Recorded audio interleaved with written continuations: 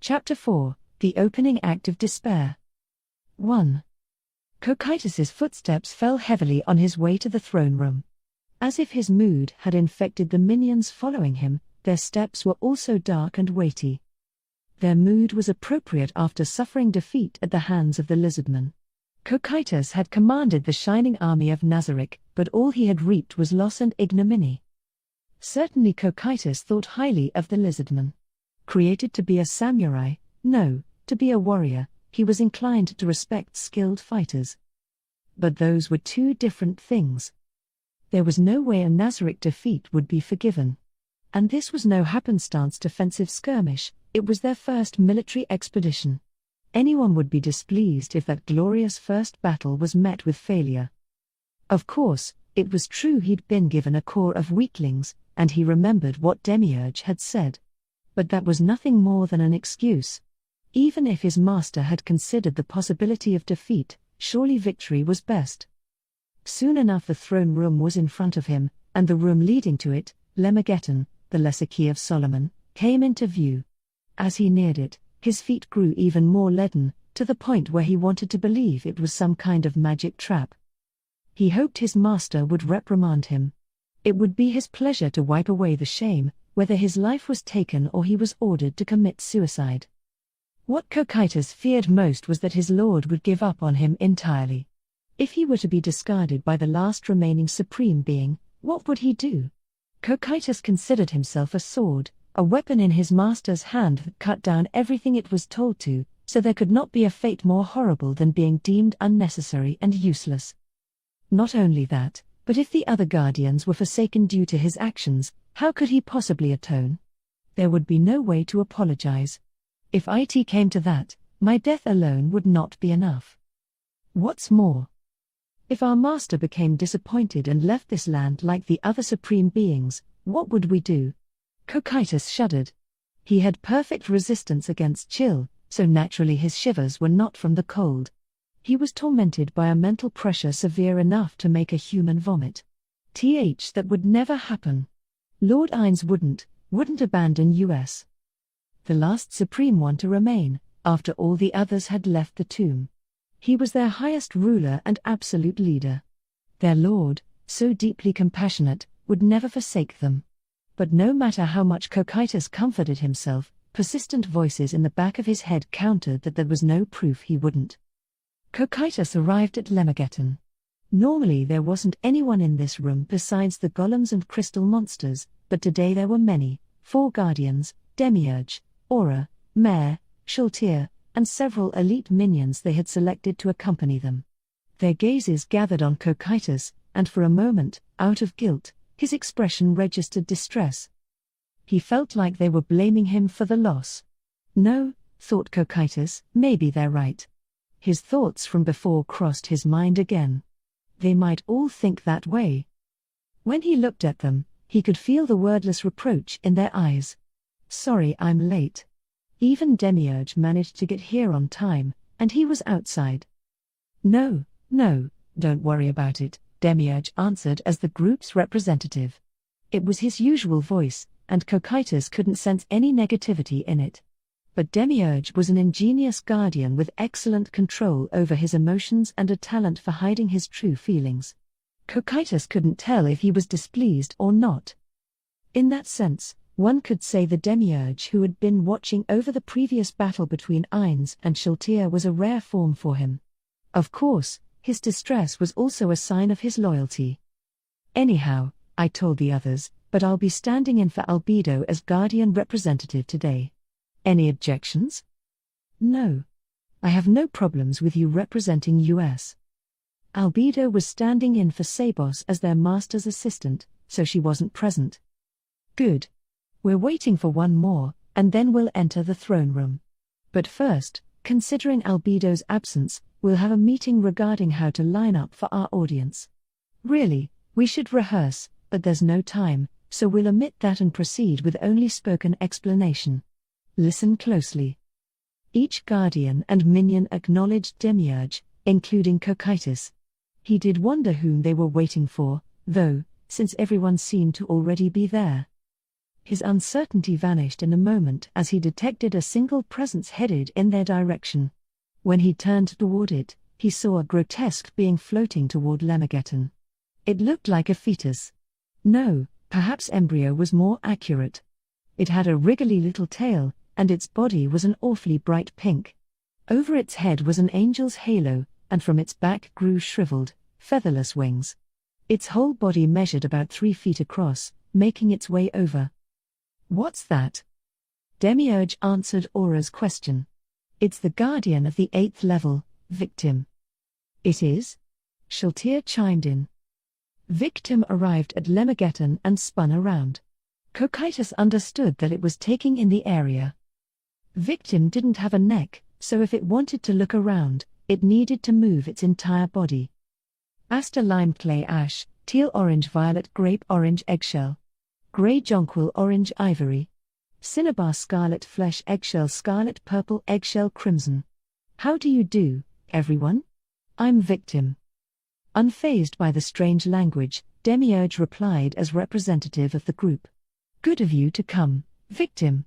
My name is Demiurge, and I will be standing in for Albedo as representative."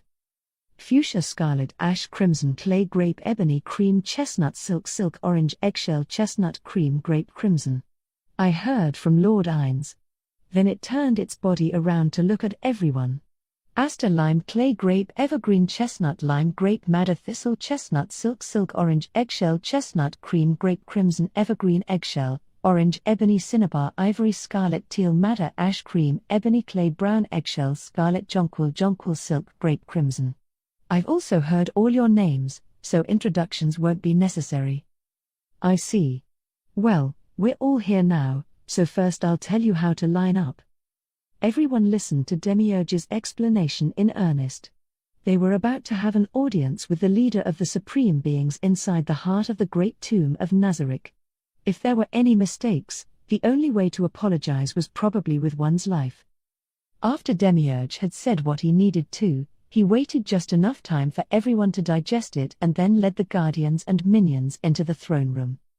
Entering this space, which he had visited only a handful of times, caused joy to well up in Cocytus's heart. Its magnificent construction, the flags representing each of the supreme beings, the world item all the way in the back, it was a room worthy of being the heart of Nazarick.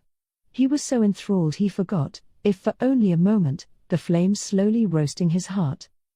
The guardians left the minions behind partway and lined up at the foot of the stairs leading to the throne. After that, they saluted the Ainz Ooal Gown guild crest against the wall to express their adoration and loyalty. Then they dropped to one knee, bowed their heads, and waited until their master arrived. Before long, along with the solemn sound of the opening door, came a pair of footsteps. They knew without even turning around that it was decidedly not their master. It was unthinkable that the master of the great tomb of Nazarick would appear unaccompanied. The highest ruler of the great tomb of Nazarick, Lord Ainz Ooal Gown, and captain of the floor guardians, Mistress Albedo. The voice belonged to one of the Pleiades, Uri Alpha. The door sounded again, along with the frigid clack of boots on the floor and the tapping of a staff, followed a little later by the sound of high heels. It was normal to show respect when one's master entered the room, but no one gathered here did anything. Why? Because they were already showing all the respect that was possible. Only Cocytus did something different. A certain thought occupying his mind ended up expressed as movement.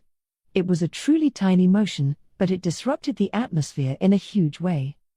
He detected, with a skill, the other guardians focusing on him. Walking behind their master, Albedo radiated a rage she failed to suppress despite her best efforts. But, as could be expected in this situation, no one uttered a word. The footsteps moved slowly past the line of guardians and up the stairs. There came the sound of someone sitting on the throne, and Albedo's voice rang out. "Raise your heads and bask in the authority of Lord Ainz Ooal Gown." Then came the shuffling of everyone moving at once to attend to their master seated on the throne. Cocytus also raised his head immediately. Gripping the staff that proved he was ruler of the land, enveloped in a horrifying aura, with a black halo behind his head, this was the highest ruler of the great tomb of Nazarick, Ainz Ooal Gown. Standing in front of him, Albedo observed each of the guardians below, including Cocytus, nodded in satisfaction, and turned to Ainz. The floor guardians of the great tomb of Nazarick bow before you, O Supreme One. Your wish is our command. He uttered a dignified and struck the floor hard with his staff. As all eyes gathered on him, he slowly opened his mouth to speak. How good of you to gather before me, floor guardians. First, a word of thanks. Demiurge. My lord. Allow me to thank you for your unceasing efforts. I'm grateful for your loyalty. Oh, what are you saying, Lord Ainz? I am your servant. It is only natural that I should come when you call. Your thanks are too precious to bestow upon me.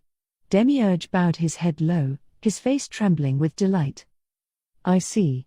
And do you have any evidence of suspicious scum showing up around here? None, my lord. We are taking ample precautions and should be able to discover them easily should they approach. I guess that's all we can do. But don't neglect the watch. They may employ methods we haven't considered. And about the skins you brought, the head librarian has concluded that they can withstand being made into low-level scrolls. Is it possible to secure a reliable supply of them? Yes. That will be no problem. We have captured a sufficient number. Aha. And what was the name of the beast you're using? Beast? Oh, they're the ones you mentioned, Lord Ainz. Demiurge was vague for a moment and then answered, the bipedal sheep of the Sacred Kingdom. How about we call them Abelian sheep?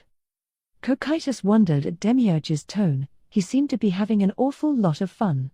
In general, Demiurge was good-natured and nice to everyone. But that kindness extended only to those created by the supreme beings. To anyone else, he was extremely cruel. Glimpses of brutality were visible beneath his high spirits. The dark malice was surely directed at the beasts he was talking about, but would Demiurge really hold such an attitude toward beings of lesser intelligence? Considering his personality, Cocytus found it a bit strange, but this wasn't the time or place to ask about it. I see. Sheep. Their master smiled faintly, and drawn by his words, Albedo and Demiurge followed suit. Goats might be better, but that's fine. Then please skin those sheep. Is there any possibility of ecosystem issues due to overhunting? I don't believe so. Since we use healing magic, we can skin them right away, and unless we're mass-producing them, there's no need to gather a large number. This is thanks to those exceedingly brilliant monsters, the Tortures. Don't the severed parts disappear if you cast healing magic? About that. We learned something during our healing experiments. If the severed part changes dramatically from its original state before the healing magic is cast, say, it gets minced, then it will remain unaffected by magic. In other words, if we remove the skin and begin processing, it seems to count as a separate entity and will not disappear even if we cast healing magic. Apparently this is also the reason the sheep don't die if we feed them their own harvested meat. As an aside, it seems that if the healer or healer refuses the healing, the magic doesn't work as well and the wound remains. It also depends on the tier of the spell used and the amount of time that passes before casting. I see. Goes to show how great the power of magic is. Good. Then continue as you were. Yes, sir. From now on, we'll separate the skins by sex and age when we send them, so please let me know what age produces the best quality. I think I'll leave that up to the librarian. Next, victim. Teal scarlet, fuchsia scarlet, ash crimson clay grape. Yes, Lord Ainz. I've called you for the reason you're thinking. Something unimaginable has happened, and we need to use your skill to protect the guardians and me as well. Sorry. I'll resurrect you right away, so I hope you'll forgive me. Eggshell aster cinnabar porcelain peach crimson thistle scarlet ochre eggshell chestnut cream grape orange jonquil ivory, chestnut silk grass clay opal crimson grass, fuchsia scarlet ash crimson clay grape. Grey jonquil orange thistle fuchsia scarlet ash crimson clay grape evergreen orange thistle indigo. Umber opal grass orange seaweed jonquil violet grass cinnabar aster jonquil clay opal jonquil evergreen eggshell crimson. Umber evergreen yellow ivory white eggshell orange peach cinnabar evergreen chestnut ash ivory jonquil evergreen chestnut black flesh grass jonquil eggshell porcelain evergreen eggshell fuchsia opal teal peach opal scarlet orange ebony cinnabar evergreen ebony snow peach green teal fuchsia cream grape brown ash. Demiurge mentioned that as well. Please don't trouble yourself about it, Lord Ainz. I, too, am your minion. And I was born to die. There is no greater happiness than to be of use to a Supreme One with my power. I see. Forgive me. When their master bowed in apology, victim gasped in surprise and wriggled this way and that. Thistle ochre jonquil scarlet lime scarlet. I'm not worthy. There may come a time we need to kill you in order to prevent our enemies' escape. Please accept it. We do not take this action out of hatred. I don't want to hurt you, one of our precious children, but if we leave these unknown enemies alone for too long, things might end up far worse. That was why? Lime grass thistle chestnut ochre orange black white lime scarlet eggshell flesh jonquil clay scarlet, fuchsia scarlet ash crimson clay grape. Chestnut silk thistle yellow teal orange licorice cinnabar blue ash grass cream ivory scarlet orange eggshell chestnut cream grape crimson. Please say no more, Lord Ainz. I understand your feelings quite well. One of the gimmicks in Nazarick uses these words from the Gospel, "Greater love hath no man than this, that a man lay down his life for his friends." They are truly fitting words for you. I thank you for your love. Ainz's attention moved from victim, who had assumed a posture of deep devotion, to another guardian.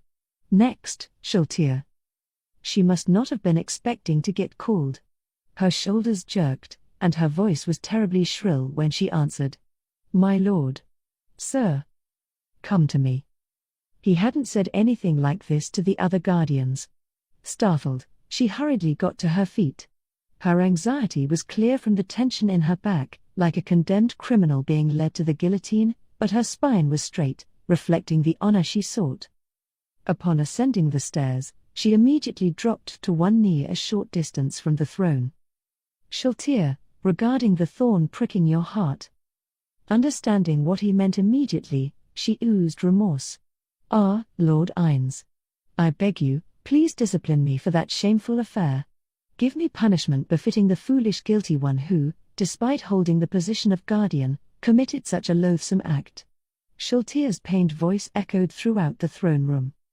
Cocytus could understand how she felt. No, any guardian, anyone created by the supreme beings could. Even if she had been manipulated, she couldn't forgive herself for acting hostile toward a supreme being. I see. Then come here, Shulteer. Obeying his wave, Shulteer inched toward the throne. A bony hand stretched out to her hung head and gently petted. She ever so timidly looked up, and everyone heard her quiet, astonished voice. Lord Ainz. The mistake was mine. And we were far too disadvantaged by our opponent having a world item. Shulteer, I love all who serve Nazarick, all whom we created from nothing. That includes you, naturally. Are you, precious, blameless Shulteer, going to force me to punish you? His eyes said he didn't know what to do. Cocytus didn't know what he was looking at, though. His mouth moved slightly.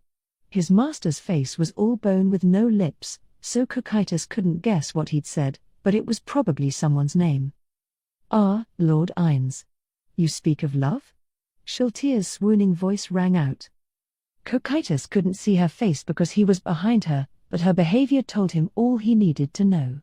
She sounded like she was crying, and her shoulders trembled. He saw their master stroke her face with his other hand.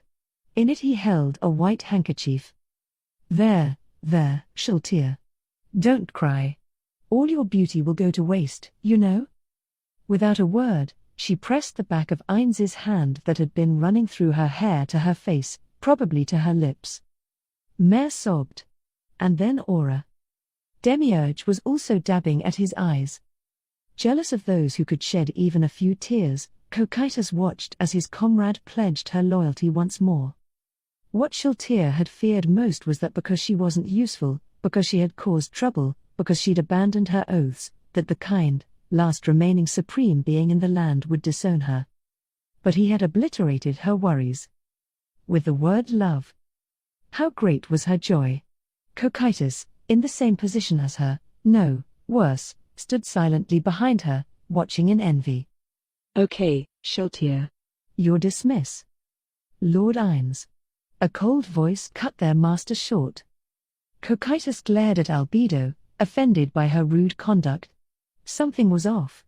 An unidentifiable uneasiness flitted across his mind. Clear rewards and punishment keep all in order. Perhaps it would be best if you punished her. Albedo. You have some issue with, he closed his mouth. Ainz must have paused due to something Cocytus didn't understand. But what settled things was another word from Shaltir. Lord Ainz. I agree with Albedo. I beg you, please punish me. It will be a joy to be able to prove my devotion. Okay. I'll decide later what to do and punish you.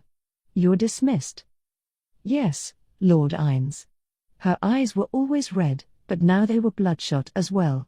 She descended the stairs, and back in her previous position, she assumed the most humble posture possible. And then, Cocytus, Lord Ainz has something to say to you. Please listen.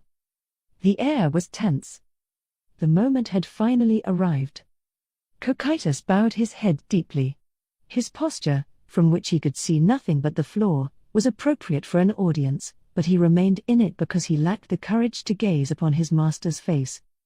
I saw the battle with the Lizardman, Cocytus. My lord. It ended in defeat, didn't it? Sir. My humble apologies for this error.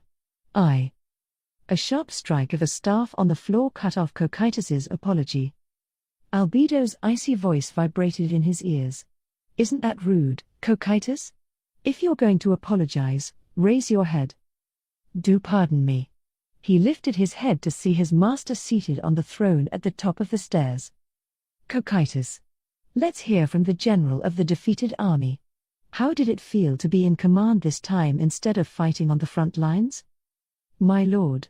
My humble apologies for losing the soldiers you gave me, as well as the Elder Lich commander you created.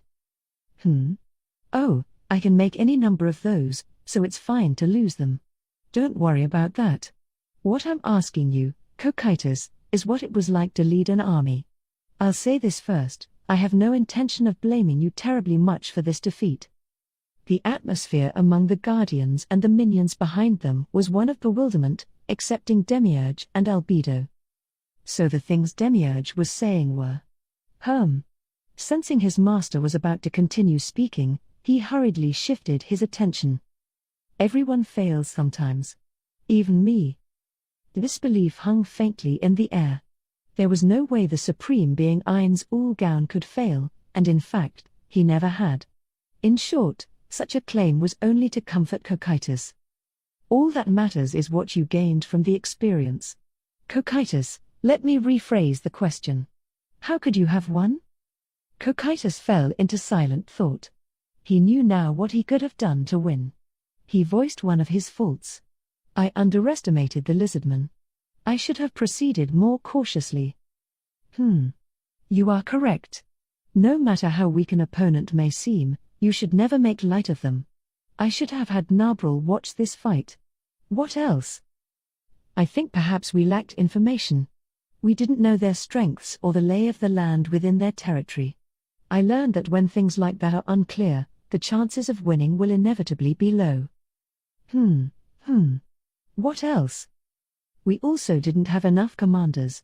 We were using low-tier undead, so we should have attached a commander who could give them orders according to the situation. Also, considering the Lizardman's weapons, we should have mainly used zombies to tire them out or used all our troops together instead of separately. And besides that? My apologies.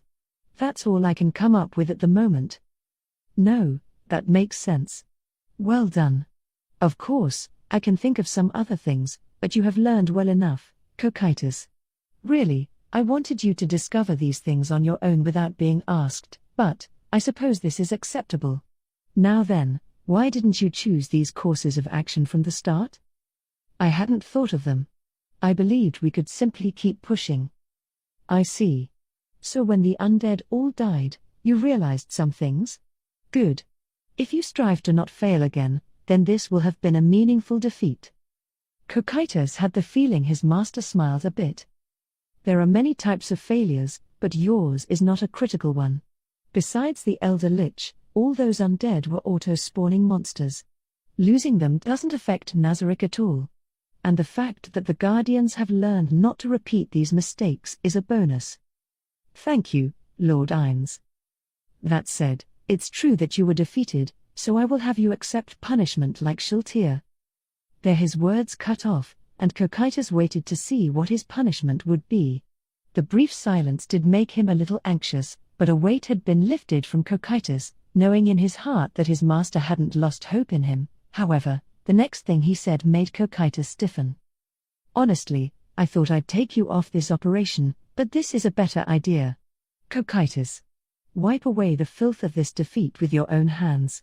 Exterminate the Lizardman, this time, without anyone's help. If they killed all the Lizardmen so that no word of the battle got out, it would be as if Nazarick had never been defeated in the first place. Someone who scorned those who lived outside Nazarick as lower life forms would be delighted to set about perpetrating this atrocity. Up until now, Cocytus would have taken the order without hesitation, too, but Cocytus trembled, because he knew what it meant to do what he was about to do. He breathed in and out a few times. As everyone wondered why he hadn't accepted the order, he spoke. Lord Ainz, there is something I would like to ask of you. The world stopped. He felt the attention of a few stabbing into him. Cocytus, a guardian at the peak of power and strength within Nazarick, who could count on one hand those as strong or stronger than him, was assaulted by chills so violent he shivered. Regret crashed down upon him like an avalanche, but it was too late. Now that he'd said something, he couldn't take it back.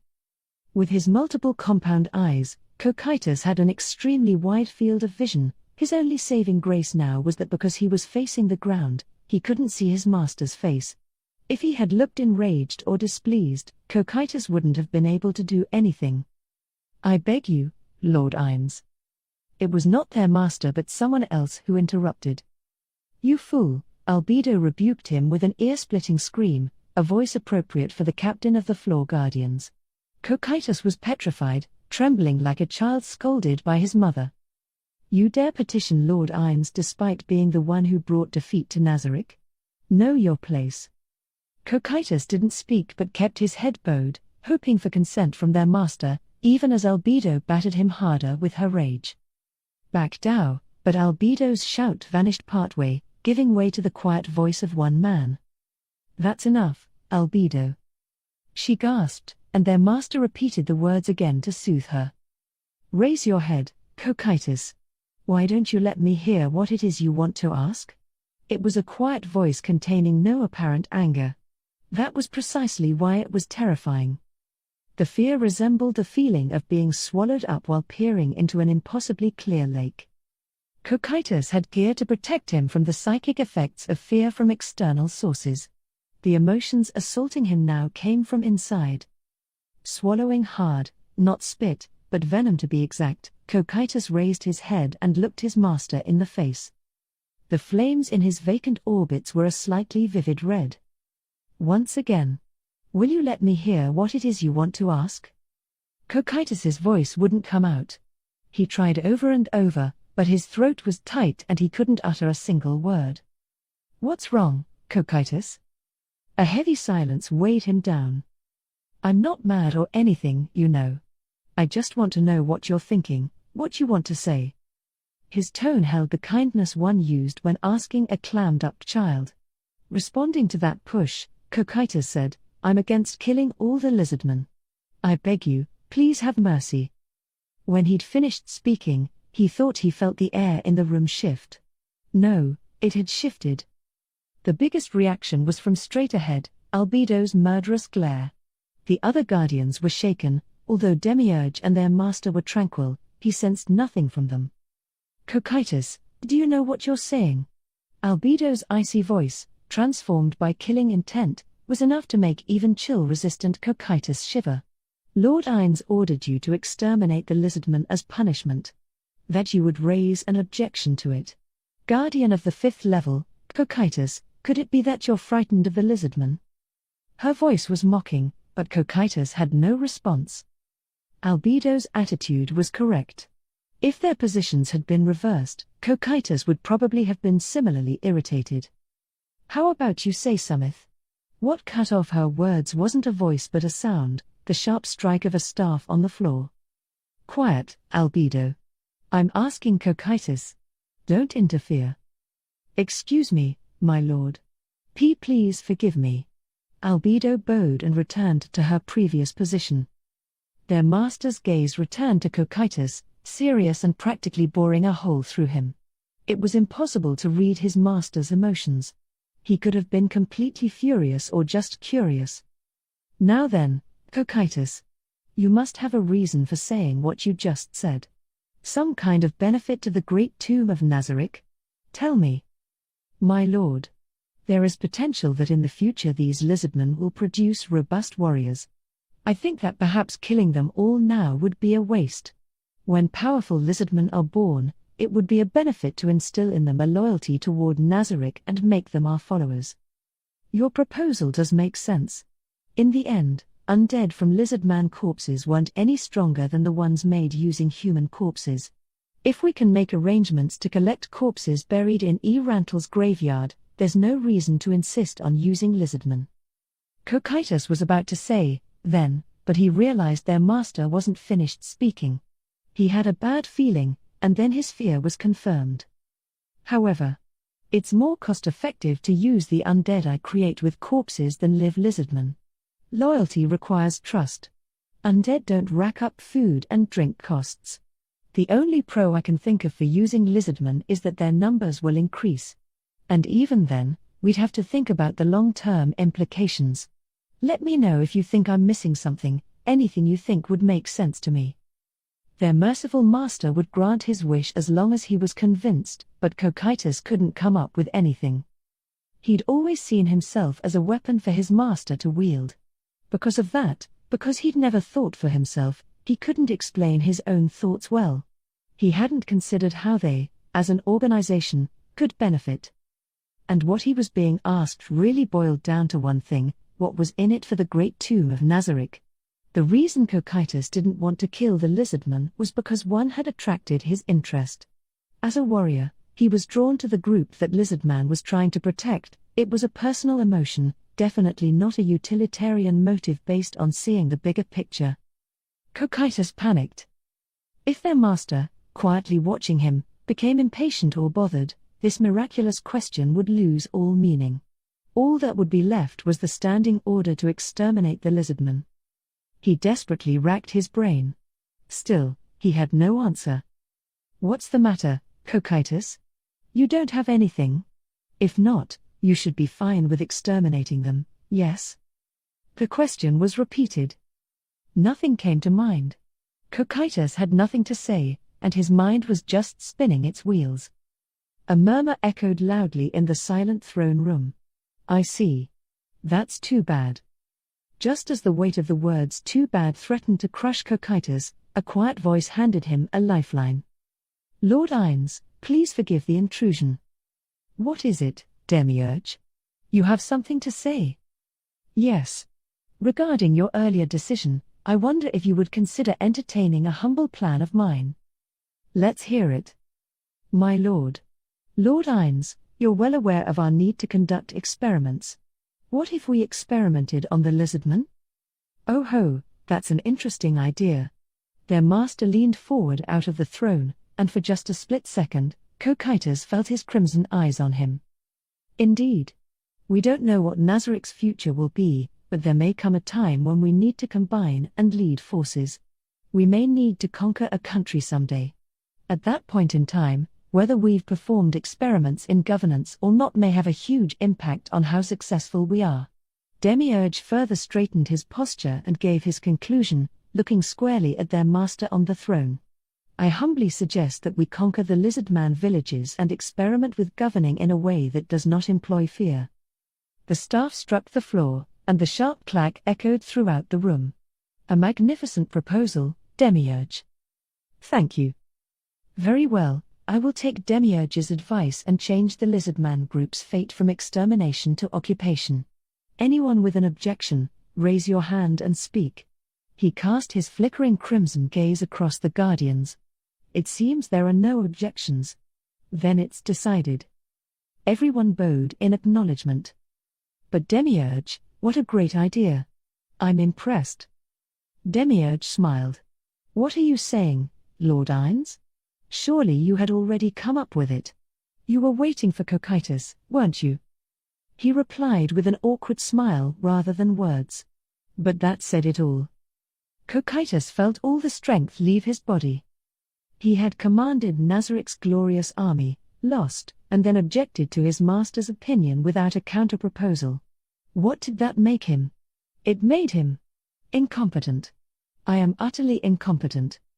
No, that's not true, Demiurge. You're thinking too highly of me. What I wanted was an original idea, no matter what it was. His eyes moved again and stopped the longest on Cocytus. Realizing what it meant, he felt deeply ashamed, but he couldn't look down. You need to prioritize intention. Determine the intent and take the most appropriate course of action. Listen, Guardians. This won't work if you just blindly follow orders. You need to think a little first. Think about what will benefit Nazaric the most. If you believe an order is mistaken or that there's a more efficient way to do things, then present that to me or whoever made the proposal. Now then, Cocytus. Let's return to our previous topic. I said I would punish you, right? Yes. You said to kill all the Lizardmen. I did, but now instead of killing them, we're going to govern them, therefore, your punishment has also changed. Govern the Lizardmen and instill in them a loyalty toward Nazaric. Rule by fear is strictly prohibited. We want this to be a case study. This was a huge role that Cocytus, no, probably none of the Guardians besides Demiurge had ever filled before. For just a split second, the words "it's too hard for me" appeared in Cocytus's mind, but there was no way he could say something so pathetic, neither to their generous absolute ruler to whom he owed his loyalty nor to his comrade who had rescued him from a difficult situation. Understood. I'm nervous about many things, so I ask for your support. Of course. Materials, food, personnel, I'm sure you'll need many things. Nazaric will provide them. Thank you. I promise to perform in a way that lives up to the mercy you have shown me, Cocytus shouted from the bottom of his heart. Good. Then I order all Guardians to arrange a sortie. We need a feint and to show them that what they've seen so far is not the true power of Nazaric. Of course, if it will cause obstacles in governing the Lizardmen after the fact, we don't have to do it, Cocytus. Cocytus thought it over before replying, I don't believe there will be any issues. I see. Guardians, prepare for departure. All the Guardians present called out their acknowledgement in unison. Albedo, I'm going as well. Prepare the soldiers. Understood. Should I assume there are those who enjoy spying among our enemy and choose personnel who will cause a misunderstanding? Exactly. But don't forget we also have to awe them into submission. Then perhaps an army with Nazaric Old Guarders as the linchpin would be attractive. Cocytus agreed silently with her reply. There was a type of undead guard called an Old Guarder. Nazaric Old Guarders were an elite undead found only in Nazaric. They were brilliant, proficient in a number of combat skills, and had weapons enchanted with all sorts of effects as well as magic armor and shields. That's fine. How many do you need? 3,000. That's not very many. That might not overwhelm them enough. These guys beat us and probably underestimate us now, we have to terrify them. It's no fun if we send fewer than last time. I want double that. Anything else you need? Then how about also mobilizing the Nazaric Elder Guarders and Nazaric Master Guarders? Then we'll have 6,000. In response to Albedo's smooth answer befitting her position as captain, Ainz was clear and concise. Great. And is there any issue with activating Gargantua? No, Lord Ainz. He's fully mobile. Then Shaltir, use gate to transport our troops all at once. I may not have enough magical energy on my own. Get support from Pestonia, have her transfer some energy. If that's still not enough, get some from Lupus Regina. Understood. Next, have Negredo's and Pandora's actors' security net focused on us. That will loosen up the coverage on Sabos's crew, but we'll just have to up the physical surveillance. Good. Move out, everybody. Tomorrow we'll show the Lizardman the power of the great tomb of Nazarick. 2. Thanks, Demiurge. The first thing Cocytus did after their master had left the throne room was bow low and thank his comrade. Demiurge flashed his usual smile. That's not necessary. I insist. We would have had to kill all the Lizardmen if it weren't for you. I said you don't have to worry about it, Cocytus. I think this is what Lord Ainz wanted from the start. Someone answered, huh? To Demiurge and his single raised finger. Cocytus had the feeling it could have been him or one of the other guardians. In other words, I think he made you general in the attack on the Lizardman village because he anticipated the remarks you made earlier. He appeared extremely happy when you said you were against destroying the villages, and he seemed disappointed when you couldn't make a counter-proposal. You mean he was disappointed because things didn't go according to plan? That's right, Shiltir. In other words, there is a very high probability that all the things that were said here were according to his plan. He was able to foresee everything? I'd expect nothing less from Lord Ainz. But, you know, Spit it out. Aura sharply urged on her fidgeting little brother. I am. I was wondering why we used such weak undead. Well, just maybe, but maybe he assumed we would lose. Or rather than losing, perhaps he thought Cocytus would investigate how strong they were and advise on whether or not we could win. Cocytus remembered his talk with Demiurge, and the same shame welled up inside him. So he'd been doing it all wrong. That plan would be impossible to make without knowing Cocytus's personality inside out. Magnificent, Lord Ainz. I learned during the duel with Shiltir that Lord Ainz's skill as a fighter is exceptional, but he's also a brilliant strategist. I really admire him. He says all those nice things, but we're just his pawns. Demiurge gave his remarks as the most brilliant mind among the Nazarick Guardians. He is simply too amazing. Perhaps he just arrived to lead the supreme beings on a whim. Shiltir shivered with joy as she spoke of their master, and the other guardians nodded in agreement. Ainz returned to his room and dove into bed. After being airborne for an unusually long time, his body clumsily sank into the mattress. Then, he rolled around for a bit. To the right, to the left. It was something he could do only because the bed was so gigantic. Ainz rolled back and forth, giggling a little, paying not the slightest attention to the fact that his luxurious robe was getting all wrinkled. Of course, he was acting like a little kid only because no one else was in the room. Eventually, after returning sufficiently to childlike innocence and enjoying the softness of the bed to the fullest degree, he lay there and stared at the ceiling. Man, I'm beat. I wanna throw back some drinks and get totally wasted, but I can't do either, he grumbled and heaved a sigh, albeit an imitation sigh, since he didn't actually breathe. Because he was undead, neither physical nor mental exhaustion affected him, but every day of the past month or so had taken a toll on his human mental state. If he weren't undead, he would have had stomach trouble for sure. There was a lot of pressure on Ainz in his position. Moman the warrior defeated a silver-haired vampire, Shiltir. For someone who knew nothing, it was simply an amazing feat, but for the ones who had used the world item on Shiltir, it held a different meaning. There was a high probability they would come after him or try to contact him.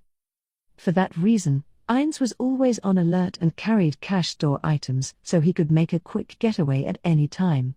In his free time, still on guard, he role-played, or image-trained, in his head how to figure out how to run away while gathering intelligence in the event they tried to make contact. Those tense days had no effect on Ainz Ooal Gown, but the vestiges of the human Satoru Suzuki were a wreck. The moment he was alone in a free and open space, away from the pressure of having to act like the ruler of Nazarick, He had probably regressed to a childlike state, not out of Ainz's wishes but because Satoru Suzuki had been stretched thin and wanted to act out. I don't think I've ever worked this long without a day off. I wonder how much overtime I get this month? This flavor of mumbled griping, too, was perhaps Satoru Suzuki strongly manifesting. The Great Tomb of Nazarick, no, Ainz Ooal Gown. It's not really a corporation. We are a limited partnership and a fair company that guarantees its workers overtime pay. After grumbling a little, he furrowed his non-existent brow.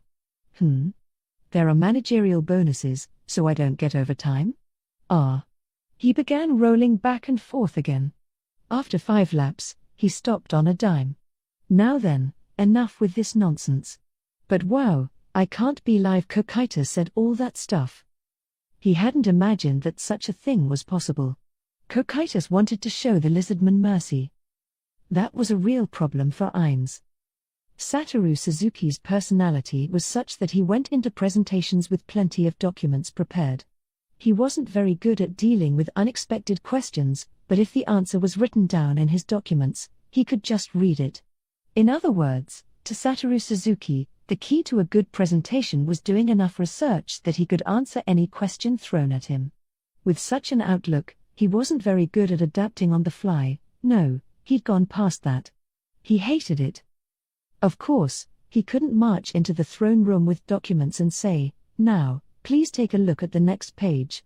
That was why he'd gone over what would happen in the throne room in his head more than 10 times, hoping all the while that no one would do anything that would take him by surprise. Cocytus had shattered that tiny hope. He'd been really nervous about what Cocytus was going to say, but he was glad he'd said it.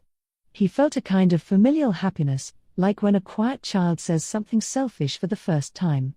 Above all, Cocytus had grown far more than he'd expected him to.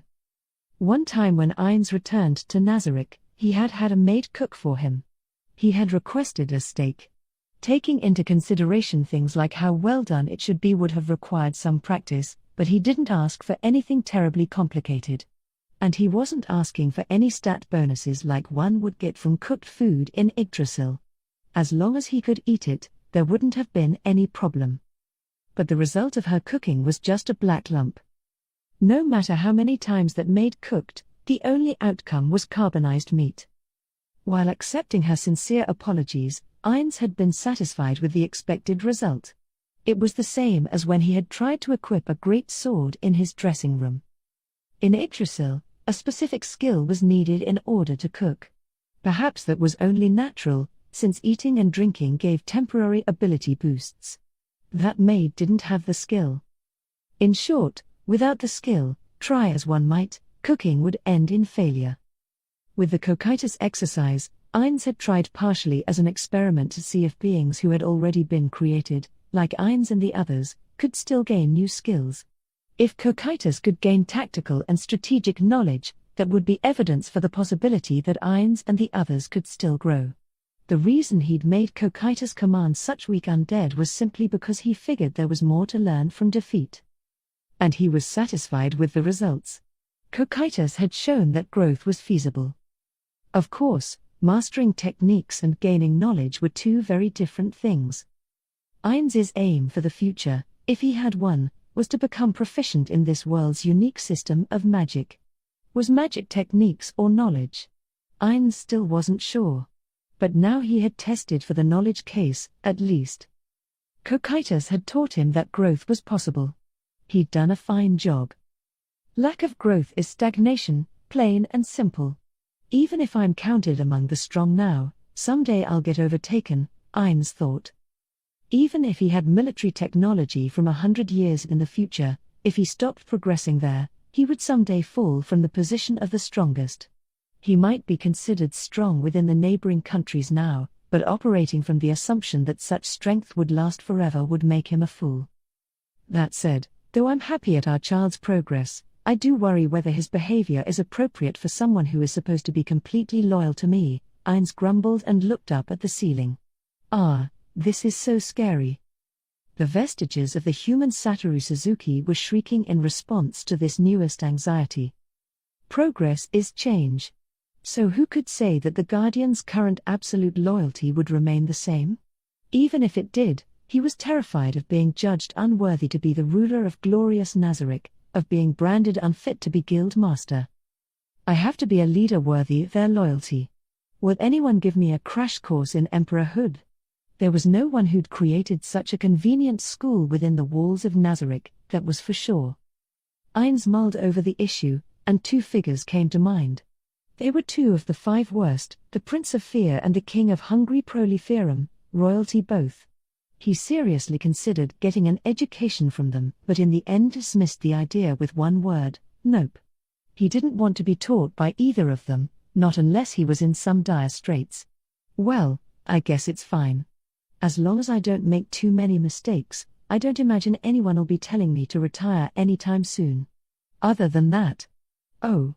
Bipedal sheep? Ainz had already realized what their true identity must be, which was why he hadn't asked Demiurge for a description of their appearance. He'd seen a similar monster in Yggdrasil. Heads of a goat and a lion, tail of a snake. And then arms of a lion, feet of a goat. No doubt about it. Gotta be a chimera. The chimera in Yggdrasil stood upright on two goat legs and attacked with lion paw arms. It had two heads, a lion's and a goat's. It was essentially a Baphomet clone, since the developers had used the same graphical data as a base. Still, that did leave the question of why, if they were chimeras, Demiurge didn't just say so, but Ainz already knew the answer. In short, it might be a subspecies of chimera. That's it, right, Demiurge? Ainz giggled. Then he changed his opinion of Demiurge to surprising lack of knack for naming things. In Yggdrasil, those chimera lords and other different types were kinda. Well, but those fish chimera looked so bizarre they were sickening. A new type of chimera, a Belian chimera. Maybe I should have him bring one here. Then there was Victim. It looked exactly as he'd remembered it, but just one thing was bothering him. Is that really Enochian, the language the angels are said to speak? It sounds like something else. Since it was translated, Ainz didn't know what language it was speaking, but he vaguely sensed something. Of course, it didn't help that he didn't know Enochian, either. Well, whatever. Okay, I guess I have to get ready to head to the front. He rolled around one last time, reluctant to leave. And then while he was face down, he checked something he'd noticed before. He buried his face in the bed and inhaled. Granted, he didn't have lungs, so it was only an imitation, but for some reason he could still smell. There's a floral scent. Are they perfuming my bed? Is this just what rich people's beds are like? If so, that's pretty awesome. I wonder if I should nitpick about stuff like this when I pretend to be a rich person. 3. The power to detect danger. For thieves and others with detection abilities, this was one of the most important skills, and it did exactly what it sounded like. There were two ways to detect danger. One was sensing a threat immediately without deduction or examination, and the other was accomplished by using deduction based on experience and examination. If a bad feeling was an example of the former, then reading slight changes in the environment, a faint smell or noise, was an example of the latter. The latter was sometimes strengthened without even trying by going to battle or traveling solo. It was experience that came of placing oneself near danger. And in most cases, creatures like Lizardman were better at it than humans. It was a biological ability that stemmed from their keen sense organs and cruel environment. Humans got to sleep in a safe place away from monsters, but in the Lizardman's habitat, the monsters were right next door. It was especially easy for the lone wanderer Zarasu to catch shifts in the atmosphere outdoors. Sensing something like tension in the air, Zarasu popped his eyes open. The familiar scenery of his room, although he'd been sleeping there for only a handful of nights, filled his field of vision. A human wouldn't have been able to see even if they squinted in this room with no light, but it wasn't so hard for a Lizardman. Nothing out of the ordinary. Having scanned the room to confirm that, he breathed a faint sigh of relief and shifted. Because he was such a brilliant warrior, even though he had just been asleep, he was as awake as ever. Not only was he not groggy, but his body was ready to jump into battle at a moment's notice. This was partly due to how lightly Lizardman slept. But Crush, lying next to him, showed no signs of waking. She just emitted a disgruntled cry in her sleep at the loss of Zarasu's warmth. Normally Crush would have felt the change in the atmosphere and woken up as well, but it seemed like this time she couldn't. Zarasu felt just a bit bad, but maybe he'd put too big a burden on her. He recalled the previous night and concluded that maybe her load had been bigger. From defeating the Elder Lich and everything afterward, it must have been harder on her as a female. Personally, he wanted to let her sleep. But if he listened carefully, he could hear the sounds of Lizardmen rushing around outside. Letting her sleep during an emergency might end up being more dangerous. Crush, Crush. He shook her rather forcefully a couple of times. NG-ish. Her tail twisted up, and right away her red eyes showed themselves. HMNN? Something's happened.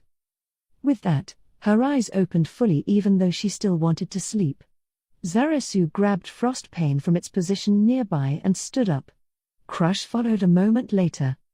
When they went outside, they saw immediately what had caused the disturbance. A black cloud spread thickly over the village. It was clear immediately from a glance into the distance that this was no normal cloud. The rest of the sky was fair and blue. In short, it was. They're here, again? A sign that their enemy had returned. Seems that way, Crush agreed. The Lizardmen of the 5 tribes who had fought together had also all noticed the cloud and were making a racket, but there was no sign of fear. The victory against overwhelming odds in the battle the previous day had strengthened their hearts. Zarasu and Crush splashed toward the main gate at a sprint. They passed by a few Lizardmen preparing for combat and reached the gate fairly quickly.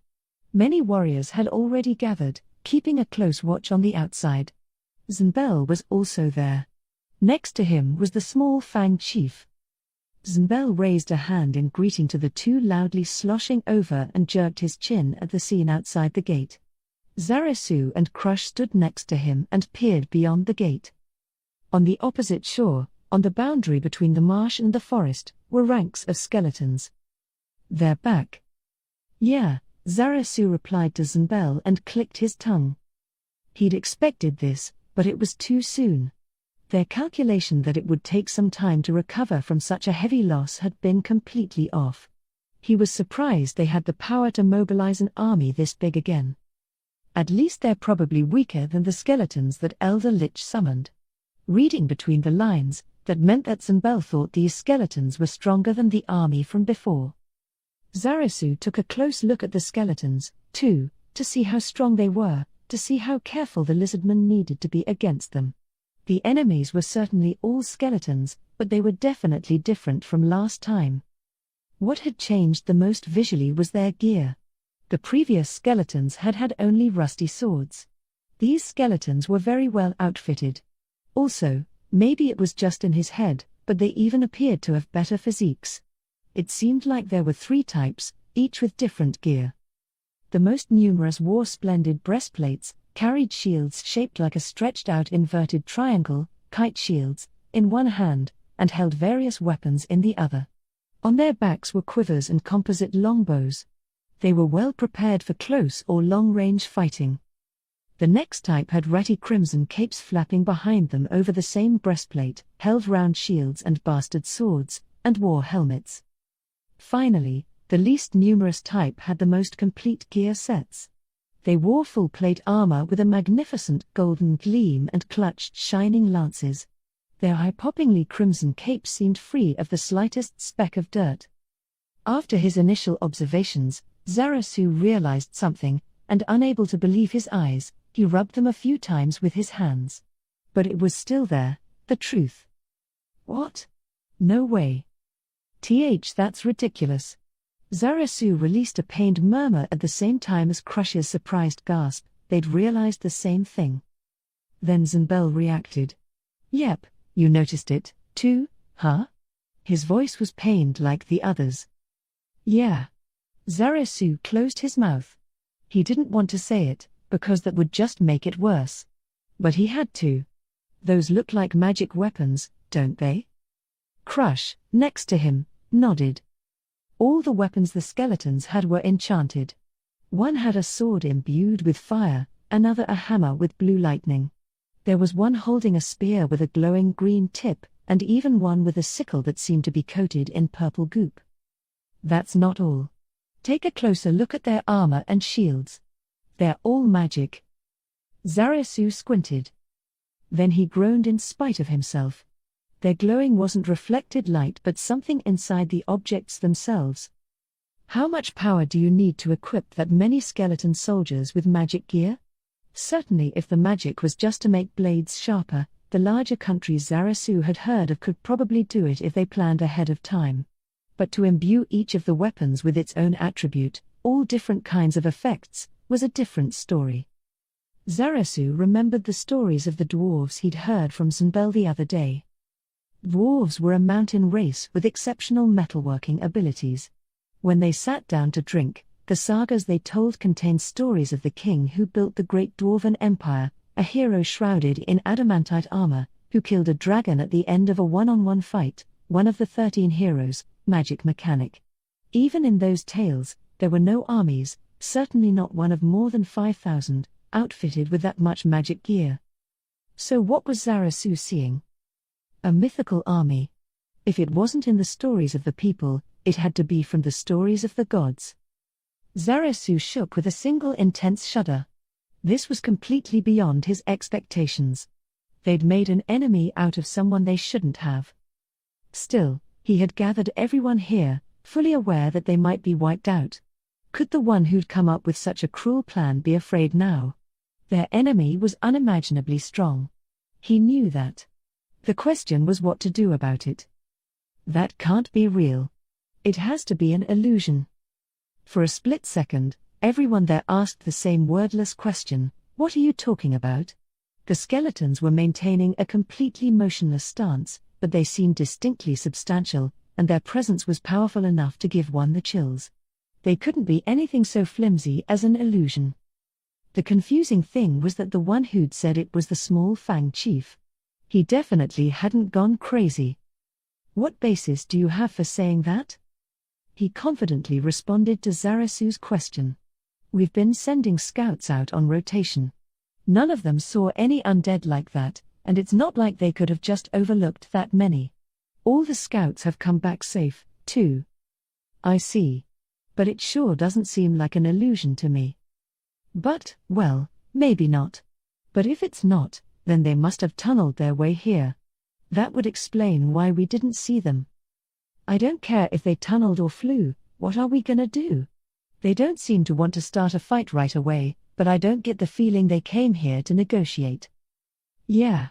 If it's like last time, they'll make some kind of move." Zarasu stared at the skeletons. He was trying to make out who the commander was when a shivery wind blew past him.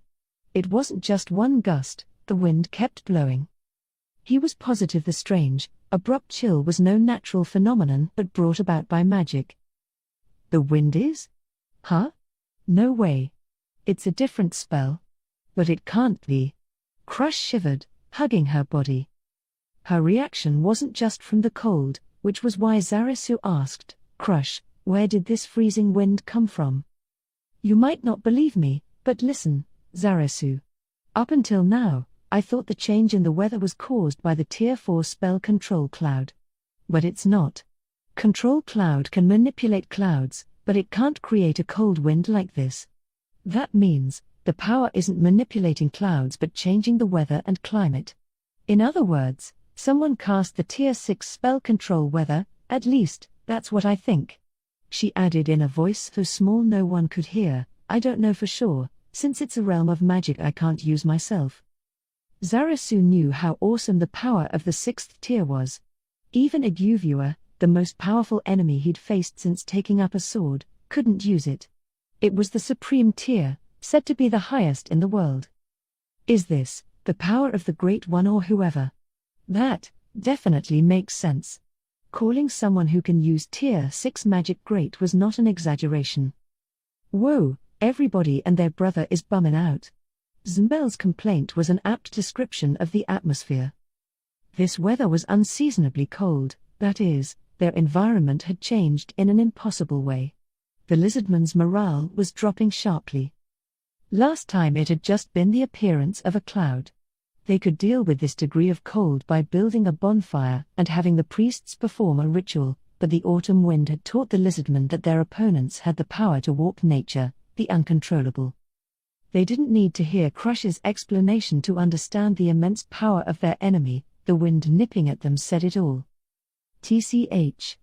Those bastards, they're on the move. Zarasu ground his teeth. His tail was trying to flail, but he willed it not to. Are you really gonna do that now?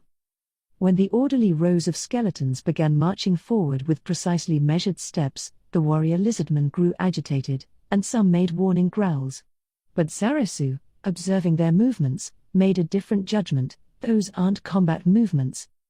Just when Zarasu and Zunbel raised their voices to calm down the shaken lizardmen. Calm down. A jarring shout ripped through the air. Everyone turned to see Shaziryu. I'll say it again. Calm down. A silence fell, and the only sound was his confident, dignified voice. And don't be afraid, warriors. Don't do anything that would disappoint the many ancestral spirits behind you. He wove his way through the quiet lizardmen and stood next to Zarasu. What are they up to, Zarasu? Brother, they're on the move, but it doesn't look like combat prep. Mile per hour. The marching skeletons formed 10 rows of 500. What are they planning to do? As if they'd been waiting for the question, the skeletons began to advance again. With perfect control, the rows parted to the left and right from the middle, not a single skeleton out of place. Between the two sides, they left about a 20-skeleton gap. In that space, there was a lone figure. The shape wasn't all that big. Even at a distance of 250 yards, Zarasu could tell it was smaller than him. It wore a raven-black robe and gave off an ominous, evil aura. Its resemblance to the Elder Lich they had fought the previous day suggested it was a caster. There was, however, one very different thing about this one, and that was its strength. When he saw it, ice crept up Zarasu's spine. He knew instinctively that the difference in power between the Elder Lich of yesterday and this thing was like the difference between a toddler and a warrior. It gushed a frigid evil from its entire being. He could feel it even at this distance. And that wasn't all. Its gear was also on another level. An absolute ruler had appeared in the form of inescapable death. The ruler of death? Zarasu surprised even himself as he uttered the most fitting words for the monster. And he'd hit the nail on the head. It truly was the Lord who ruled over death. Ooh. What was the ruler of death going to do? The lizardmen, watching with bated breath, all simultaneously shouted in surprise. A magic circle about 10 yards across had suddenly spread out around the caster as a huge dome. It gave off a pale blue glow, and patterns like translucent letters or symbols appeared on it.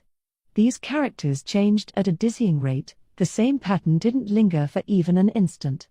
The way the pale light kept shifting as it illuminated the area was fantastic, and if it hadn't been the work of their enemy, they probably would have been captivated. Now, though, they weren't at all. What is that?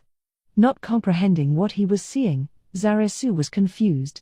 He'd never seen a huge dome projected into the air like that when a caster used magic. The action his opponent was taking was entirely outside the realm of his knowledge. So he asked the female who probably knew the most about magic out of anyone there. What in the world is that? I don't know. I have no idea what it is, she replied, sounding scared. Apparently she was especially frightened precisely because she knew about magic and still couldn't recognize the spell. The moment after he was about to calm her, perhaps the spell was cast, the dome burst, and countless sparks of light whirled up into the air. All at once they spread across the sky as if they were exploding and the lake froze. Not a single lizard man present understood what had happened, not the uncommonly able tribal chief Shaziryu, not the brilliant priest Crush, not the experienced traveler Zarasu. Even these lizardmen with faculties matchless throughout all lizardman history couldn't immediately comprehend what had taken place. It was so outrageous. They couldn't comprehend how their feet were below the ice. Moments later, after their brains had processed what had just happened before their eyes, the screams went up. Every lizardman, yes, all of them, shrieked. Even Zarasu, Crush and Shazharyu, and even the one who probably had the most courage, Zynbel. They lost themselves in a fear that welled from the bottom of their hearts and climbed straight out of their souls to manifest in a scream. It was a reality too horrible. The lake that had never iced over, the lake that had never changed ever since they were born, had warped and frozen. The lizardmen panicked and pulled their legs up. Luckily, since the ice wasn't too thick, it broke right away, but it immediately refroze. The chill coming from below, the biting cold, proved they weren't seeing things. Flustered, Zarasu hopped up on a mud wall and surveyed the scene, and the view left him speechless. Everything in his field of vision was frozen. Certainly the entire lake couldn't be frozen, but it was a fact that as far as his eyes could see, everything was covered in ice. In a corner of his mind, worries about his fish preserve popped up, but now wasn't the time. Crush had hopped next to Zarasu, and when she surveyed the area, her jaw fell open just like his. The voice from her agape mouth sounded like her soul had left her. No way. Zarasu didn't want to believe it, either. "You monster!" he barked, hoping it would ease the fear. "Get up now!" Shazharyu's roar echoed. Several lizardmen had collapsed. The members of the warrior caste who were all right worked together to pull them out of the frozen marsh. All the lizardmen being pulled were pale in the face and trembling. The rising chill was probably sapping their life force. "Brother, I'm going to go check around the village." Zarasu had frost pain, so this level of chill wouldn't affect him. "No, don't go." "Why not?" "They're probably going to make their move. I won't let you leave us now. Keep an eye on the enemy. I forbid you to miss a single thing. You've traveled the world and have all sorts of knowledge, you're the lizardman for this job." Shifting his gaze from Zarasu, Shazharyu called out to the warriors in the area. "I'm going to cast the chill defense spell Ice Energy Protection. Go around the village and tell everyone to stay away from the ice." "I'll cast, too." "Great. Then you and I will split up the work. If you see anyone in trouble, cast a healing spell on them." Crush and Shazharyu managed to safely begin casting the protective magic on the lizardman. Zarasu stayed up on the mud wall with his keen gaze aimed at the enemy line so as not to miss a single move. He had to do exactly what his brother told him. "Hup!" Zynbel hopped up on the wall next to him and checked the enemy lines in an easygoing way. "Take it a little easier. Your brother, he's just like that, right? Has high expectations of your know-how. Even if you miss something, he's not gonna get mad. More importantly, if you focus too hard, your field of vision'll shrink." Zynbel's unconcerned voice was soothing. It was just like in the fight with the Elder Lich, everyone needed to do what they could, and they would add all their efforts together. Zarasu looked around and saw that warriors had also jumped up on the wall to observe the enemy. No, he wasn't fighting alone. He was fighting with a great many friends. It seemed like he'd been shaken up in the face of such overwhelming power by that display of magic. Zarasu exhaled, like he was breathing out something that had festered in his heart. "Sorry. It's fine. But yeah. You're here, too. Humph. Don't expect much in the brains department." They laughed a bit together as they watched the enemy's movements. "But yeesh, those are some serious monsters." "Yeah. They're on another level." The King of Death, arrogant yet impressive like a true king, was eyeing the Lizardman village. His body should have been small, but it seemed to have swelled dozens of times larger. "That's gotta be the guy they call the Great One." "Probably. I don't want to believe that they have more than one monster who can use magic powerful enough to freeze the lake." "Seriously. I get it. To monsters who can do this kind of stuff, we lizardmen must be like little specks of dirt. Shit. Shit. We're no better than worms. Oh, he's moving." The caster who had frozen the river raised his free hand and waved toward the village. It must be a signal. Zarasu's hunch came true in horrifying fashion directly after that. Ah! Voices cried out from here and there throughout the village. What is that? What the heck is that? Nothing could surprise him anymore. Or so Zarasu had thought, but what he saw made him practically shriek involuntarily. What stood before them was a giant statue with 2 arms and legs that appeared to be made out of stone. A red light, pulsing almost like a heartbeat, shone through from the bedrock of its thick chest. Solid arms, solid legs. Its squat body might have even been rather cute, if the thing hadn't stood almost 100 feet tall. That gigantic statue had suddenly appeared out of the forest. At this point, believing it was an illusion made more sense. The giant statue moved slowly, raising up a huge boulder from who knew where. Then the hulking creature threw it. Zarasu instinctively covered his face. All those in the gigantic stone's path would surely die. In the darkness their world had become, Zarasu was struck at once by a tremendous rumbling and a sound like an explosion. The wall beneath him swayed intensely, creaking. Along with a roar like heavy rain, the kicked-up dirt falling back to the ground, from the village came the cries of not only children but adults as well. Despite having braced themselves, they were unable to withstand this fear that was beyond anything they could have imagined.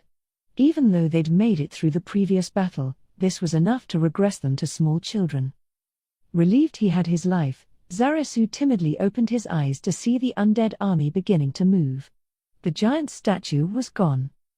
They approached the newly fallen huge stone, lying in the marsh about midway between the 2 groups, held their flat shields over their heads, and crouched down. More skeletons, nimbly keeping their balance, got up on the shields of the first ones and then held their own shields up in the same way. Zarasu shook like he'd been struck by lightning when he understood what they were doing. Are they building stairs? Who uses troops that would inspire songs of praise in legends to build stairs? They worked toward the top of the rock at an uncanny speed, and the staircase built out of the undead army took shape. Then some other undead soldiers began to move, about 100 even more magnificent undead. In their hands they clutched spears like lancers might hold, decorated with fabric, crimson cloth with the same crests stitched into each pennon. They stepped now into the marsh in perfect alignment, crimson capes fluttering behind them. They proceeded without speaking, crunching the ice under their feet. They really were in perfect order, maintaining their intervals as they advanced across the marsh, then crossing their lances with the warriors opposite them. The alternating lances formed a corridor leading up the rock. A path for the king? Z'Nbel was exactly right. The caster of death stepped into the corridor of undead. No one knew when the figures following him had appeared. In front stood the caster, whose power was now impossible to fathom. He was clad in a robe so black it appeared to be cut from darkness. The staff in his hand radiated a dark red aura. Inside it, anguished human faces would form, warp, and dissipate. The face beneath the hood was skeletal. A crimson color flickered in his vacant orbits. He was equipped with an abundance of magic accessories impossible for Zarasu to comprehend and walked forward with the majestic gait of a king. Attending slightly behind the King of Death was a woman in white. Her appearance was human-like, but a few things suggested otherwise. Like the wings at her hips. Could that be a demon? Demons. A moniker that encompassed beings from the netherworld, such as fiends, which caused destruction with violence, and devils, which caused depravity with their wits. They were the height of wickedness. The purpose of their existence was to ruin every intelligent, good person. In other words, these monsters were synonyms for evil. Zarasu had heard of their kind on his travels, how horrible they were, how about 200 years ago a monster worthy of being called the King of Demons, an evil spirit, came with its underlings and nearly destroyed the world. In the end, the 13 heroes defeated them, and even now scars from that battle remained in some places. If undead were beings that hated the living, then demons existed to torment them. Behind the demon walked a pair of dark elf twins, followed by a silver-haired girl. Then came a strange monster that glided through the air, and finally a man like a human with a tail. The strange monster was the only one who didn't seem immensely powerful. All the others were enough to make the entire length of Zarasu's tail quiver. His wild instincts were urging him, run away as fast as you can. The party walked silently up the stairs beneath the pennons. They stepped on the undead soldiers with zero hesitation and ascended to the top of the giant rock like champions. The king of the dead at the front of the line moved his hands. Upon the sudden appearance of a tall throne that sparkled raven black, he sat down. The ones behind him, who appeared to be aides, lined up and turned their gazes to the village as if they were watching for something. But they didn't do anything else. What in the world is this? A few lizardmen glanced at one another anxiously. They decided to leave the decision-making to the cleverest one present. What should we do, Mr. Zarasu? Should we get ready to run? The voice contained not the slightest will to fight. The lizardman's tail was drooping helplessly, speaking volumes for his internal state. No need for that. Think back to the time with the Elder Lich. This caster seems way more powerful than that, right? He should have no problem ignoring this distance and unleashing an attack right now. He probably has something he wants to say. The lizardman seemed to understand. Without taking his eyes off the advancing attendants, Zarasu continued observing the immensely powerful monster on top of the rock as if he were one of the masses looking up at his king. He was determined to not miss a thing. At this distance he was able to observe quite a lot of detail, and their eyes even met. Was the King of Death observing him, too? The lack of hostility from the Dark Elves was surprising. The silver-haired girl had a smug grin. The demon was horrifying in how kind she seemed. He wasn't sure about the strange monster. He couldn't sense any emotion from the eyes of the man with the tail. After enough time had passed for them to observe each other, the King of Death once again brought his free hand up near his chest. Several lizardmen reacted by flailing their tails in distress. Don't be afraid. Don't show the enemy that shameful display. Zarasu's reprimand cut like a knife, and the lizardmen in the area all straightened. Multiple black hazes appeared before the King of Death, 20, to be exact. The swirling mist swelled to about 5 feet high. Before long, myriad faces had formed within them. Zarasu recalled the monster that had come to the villages and the undead he'd encountered on his travels. He'd given a rough explanation back in Crusher's village, how it was really only possible to damage this type of insubstantial monster by using enchanted weapons made of certain metals, magic, or certain martial arts. Even with all the lizard tribes put together, they had only a handful of magic weapons. In other words, it would be hard to take out even one of this particular type of undead. And their opponent could spawn 20 of them like it was nothing. I guess that's what it means to be the ruler of death. I can see why that Elder Lich, who was plenty powerful in his own right, would devote himself completely to this being, Zarasu thought, losing heart. The caster on the rock murmured something and waved his hand in a way that said, "Go." The undead flew to surround the village and said in unison, "We relay the words of the Great One. The Great One would like to speak with you. The one who shall represent you will step forward immediately. Know that taking too long will only displease the Great One." Upon making their declaration, the incorporeal monsters flew back to their creator and master. Huh? The heck? That's all? Zarasu's mouth gaped idiotically. So he used those powerful undead just to tell us that? But what he really couldn't believe was what happened at a signal from the ruler of death, when the silver-haired girl brought her hands swiftly together. The moment her hands connected, the hazy undead ceased to exist. What? Zarasu was so surprised he shouted in spite of himself. They hadn't returned the summoned monsters but just wiped them out. Eliminating undead like that was something the priest class could do. Usually they had enough trouble just exorcising them, but with a big enough disparity in power, it was possible to annihilate them. But doing so to a large number would be much harder. In other words, the silver-haired girl was equal to the King of Death despite being his follower. The other followers lined up with her were probably just as powerful. Zarasu couldn't stop laughing. Of course he couldn't. What else was there to do but laugh? This stark power imbalance was just. Zarasu. Oh, brother. Hearing the voice from below the wall, Zarasu looked down to find Shaziryu and Crush. They climbed up and examined the caster's party. Crush crammed herself between Zarasu and Zunbel. She nearly caused Zunbel to fall, but he decided to let it slide. So that's the enemy boss? Just looking at him makes me start to expect a knife in the back. He looks like the elder lich you guys beat, but he's probably way stronger, huh? Did you finish on your end? Mile per hour, pretty much. Crush and I are both out of magical energy. And from what those messengers said, we have to take care of that first.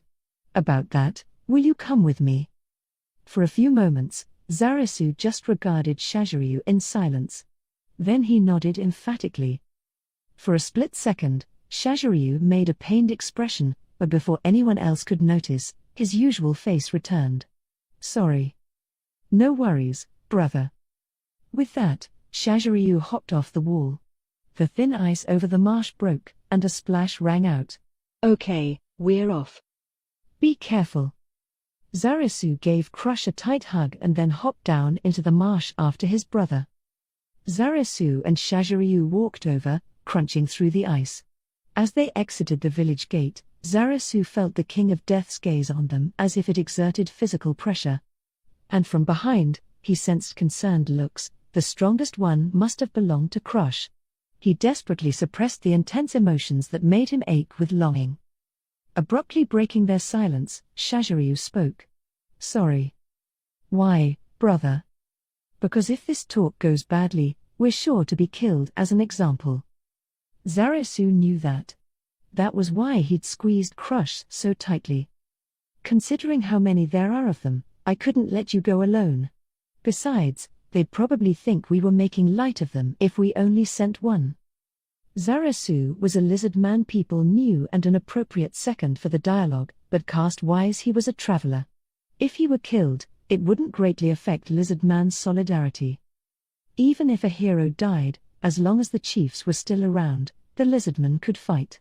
It would be a shame if they lost Frost Pain, but he couldn't have left it behind. He needed it to withstand the chill coming off the frozen lake. The pair walked in silence, one step, then another closer to death. When they reached the bottom of the undead stairs leading to the throne, they called out. If the throne had been set back from the edge, they might have gone up, but since there was no room for them, it probably wasn't the King of Death's intention to have them climb the stairs. The king would stand on higher ground. Lizardmen didn't have the custom that many other races had, that superiors should be elevated. Of course, considering they'd come for a discussion, one could say this treatment was rude. In other words, it could mean only that their enemy had called them there under the guise of a dialogue but had absolutely zero interest in talking to them. But really it was presumptuous of them to expect equal treatment.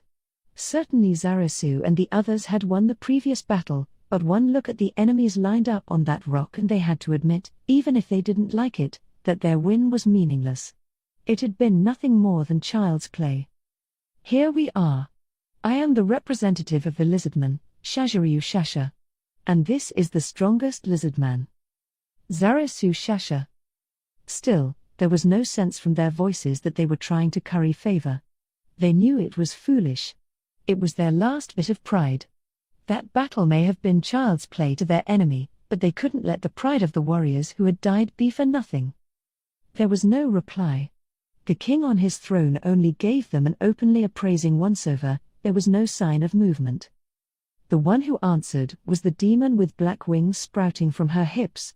Our master doesn't believe you're in the appropriate posture to hear him speak. What? In response to their confusion, the woman called to the one like a man with a tail, who was standing next to her.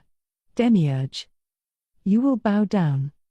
Suddenly Zarasu and Shaziryu got down on their knees and plunged their heads into the muddy marsh. They couldn't help but think it was the right thing to do. Frigid, muddy water clung to their bodies, and the broken ice refroze. They essentially couldn't get back up. No matter how much strength they put into moving, they didn't budge. Their bodies were robbed of all freedom, as if a giant invisible hand were pressing down on them from above. Don't struggle. The moment this second command reached their ears, somewhere in both Zarasu and Shaziryu a new brain grew, one that would listen to someone else's orders, and they sensed themselves moving according to it. Seeing the two weakened lizardmen bowing humiliatingly into the mud, the demon lady seemed satisfied and spoke to her master. Lord Ainz, it appears they've assumed the listening posture. Thanks. Raise your heads. You are permitted to raise your heads. Moving the only part of their bodies that they could freely, Zarasu and Shaziryu looked up as if in awe of his supremeness. I am the ruler of the great tomb of Nazarick, Ainz Ooal Gown. I offer you my thanks for assisting with that experiment earlier. Experiment? We lost that many of our friends and he calls it an experiment? Violent emotion at the horror of it blazed up as a flame in Zarasu's heart, but he held it back. It was still too soon. Now then, what I'd like to discuss is, you entering under our rule. Shaziryu was about to say something, but the caster Ainz stopped him by raising a hand slightly. Realizing nothing good would come of ignoring him and speaking, Shaziryu obediently kept quiet. But I'm sure you don't want to be ruled by the army you just defeated in battle. So we're going to attack you again in 4 hours. If you can claim victory yet again, I promise to withdraw entirely. I'll even pay an adequate amount of reparations. May I ask a question? That's fine. Ask away. Will the one attacking be you, Sir Gown? The silver-haired girl behind him moved her eyebrows slightly, and the lady demon's smile intensified. Perhaps they didn't feel the address was up to their master's level. The reason they didn't do anything about it must have been because he didn't respond. Paying no attention to them, Ainz continued, no. The one attacking is a trusted aide of mine, just one man. His name is Cocytus. Hearing that, Zarasu was assaulted by despair, as if the world were crumbling. If the enemy were going to attack in numbers, the lizardmen might have had a chance, that is, maybe it would have been more of the same unpleasant army from the day before. In that case, they would have had a slim chance of winning. But that chance was gone. It would be a solo attacker. An army that had lost once already, after displaying this much force, would send a single man to attack. Unless it was some kind of punishment for the attacker in question, they had complete faith in him. Someone a being with unfathomable power trusted. There was only one thing that person could be, another with unfathomable power, such that the lizardmen stood no chance of winning. Will Surren. Don't be boring and say you'll surrender before you've even fought. Come on, let's fight a bit. We'd like to taste a proper victory. As if robbing Shaziryu of his words, Ainz crushed the end of his sentence. In short, you mean to make an example of us? You scum, Zarasu snapped in his head. As the stronger power, they would expunge the reality of their loss with a massacre. In other words, what was about to occur was ritual sacrifice, nothing less than a trampling of the lizardmen in order to rob them completely of their will to rebel. That's all I wanted to discuss. I'll be watching in 4 hours, so make it entertaining. Please wait. Will this ice melt? Win or lose, it would be brutal for the lizardmen to live on the frozen lake. Oh, right. He'd forgotten. His tone was that flippant. I just didn't want to get all muddy walking in the marsh. Once we get back to the other side, I'll cancel the spell's effects. What? Both Zarasu and Shaziryu gasped in shock, unable to believe their ears. He froze it because he didn't want to get muddy? The expression "this can't be" wasn't nearly strong enough. The power imbalance was too great. This was a being who could bend the powers of nature like it was nothing, and for any stupid whim he wished. This is who we've been up against? Both Zarasu and Shaziryu were assailed by the fear of lost children. All right, farewell, lizardman. Gate. Having said everything he'd come to say, Ainz waved his hand slightly. A hemisphere of darkness appeared before the throne, and he disappeared into it. Goodbye, lizardman. Later, lizardmans. Fare ye well, lizardman. The two women and single boy who had been in attendance addressed them disinterestedly and followed their master into the darkness. You well, take care. Eggshell teal, clay ebony cinnabar lime white. Well then, goodbye. The dark elf girl and the strange monster were swallowed up by the darkness. You may go free. Well, give us some fun, Lizardman. The man with the tail was the last to disappear, and when his gentle voice echoed out, the weights holding down the pair of Lizardmen melted away. Left suddenly alone, still prostrate in the mud, Ainz and Shazharyu no longer had the energy to rise. The freezing chill of the marsh didn't even bother them anymore. The shock to their minds was far more intense. Damn it! An uncharacteristic utterance coming from Shazharyu. It contained a mixture of emotions. When Ainz and Shazharyu returned, the chiefs of each tribe, who had climbed up on the mud walls to evade the ice, were there to meet them. There were no other lizardmen in the area. They probably figured they would need to discuss in secret. So Shazharyu probably thought he didn't need to hide anything. He spoke frankly, relaying every last detail of the so-called discussion. There was no big reaction to his heavy tale, everyone's breath just caught slightly. They had probably guessed what sort of negotiations would take place. Got it. And what about the ice? We can't fight if it doesn't melt. That won't be a problem. He said he would cancel the spell. That's what you got out of the negotiations, huh? Shazharyu just smiled faintly in response to the Small Fang tribe chief's question. Comprehending his meaning, the chief cheerlessly shook his head. While you were out, we did some investigating, you see, and there are enemies inside the lake. They look like skeleton soldiers. It seems like they're standing by in positions surrounding the village. No, let escape. So they're really serious about this? I guess so. The four who hadn't met the ruler sighed. Perhaps they had also arrived at the conclusion that it would be a ritual sacrifice. Well, what'll we do? Mobilize all warriors. As well as everyone Brother, could we do it with just 5? Keeping a slightly confused Crush in his field of vision, Ainz continued his petition to not only Shazharyu but also all the males. Their intention is to put on a show of their overwhelming power, so I doubt they'll kill us all. If that's the case, then we'll need a leader to unite the survivors. If you think about the future of lizardmankind, it would be a waste for all of us here to die. Two chiefs looked between Ainz and Crush and voiced their agreement. He's right, don't you think, Shazharyu? Yes. Ainz, true. Then, having gotten Zanbel's approval, sounds good. Fine by me. Shazharyu no longer had any reason to veto his brother's wishes. Okay, let's do that. Someone needs to survive and lead the tribe. I was thinking that as well. Crush is the right person for the job. Being an albino might be a minus, but her priest skills will be indispensable. Wait just a minute. I'm going to fight with you, Crush shouted, wondering why they were leaving her behind so late in the game. Besides, if someone's going to stay behind, wouldn't Shazharyu be better? He's the chief everyone trusts the most. That's why he's no good. Their intention is to show us their overwhelming power. They're probably aiming to make us lose hearts so they can conquer us easier. So if there was a lizard man left alive who gave everyone hope. And, out of all us chiefs and so on here, you actually have the worst reputation. Crush didn't know what to say. It was the undeniable truth that she, the albino, was least popular. Convincing them with words will be impossible, she thought and turned to Ainz. I'm going with you. Didn't you have me resign myself when you called me to follow you here? And now you're gonna tell me this?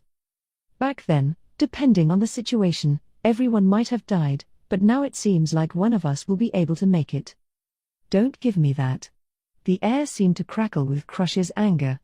Several strikes sounded against the mud wall. The intense emotion was making her tail go out of control. Ainz, you convince her. See you in 4 hours. With that, Shazharyu walked off. Following a moment later were the crack of breaking ice and some splashes.